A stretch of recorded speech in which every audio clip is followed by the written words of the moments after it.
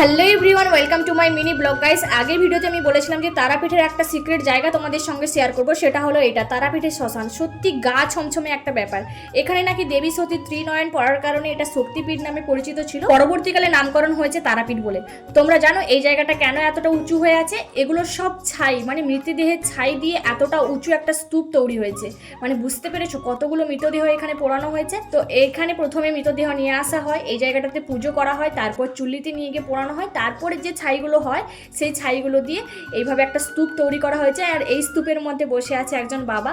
তো আমি গিয়ে একটু প্রণাম করে নিলাম। তো তোমরা যদি কেউ তারাপীঠ মন্দিরে আসো তাহলে অবশ্যই এই জায়গাটাতে ভিজিট করো, খুব ভালো লাগবে। তো এখান থেকে বেরিয়ে আমি চলে গেলাম মার্কেটের দিকে। এই যে দেখো কত কাঁসার জিনিস, আর এই রাধাকৃষ্ণর মূর্তিটা আমার খুব ভালো লেগেছে। আর এই যে একটা রাধাকৃষ্ণ দেখো, এটা আমি অনেকের বাড়িতে দেখেছি। তো আমি এখানে সেরকম কিছু নিইনি, একটা কানের স্টাফ নিয়েছি। আর এই যে দেখো আমার দাদার মেয়ে একটা পাখা নিয়েছিল, হাওয়া খেতে খেতে আমি চলে গেলাম রুমের দিকে। তো এই যে শান্তিনিকেতন যাওয়ার জন্য কিছু খাবার কিনে নিয়েছিলাম, মুড়ি, নাস্তা, বিস্কিট। দেখা হচ্ছে পরবর্তী নেক্সট ব্লগে।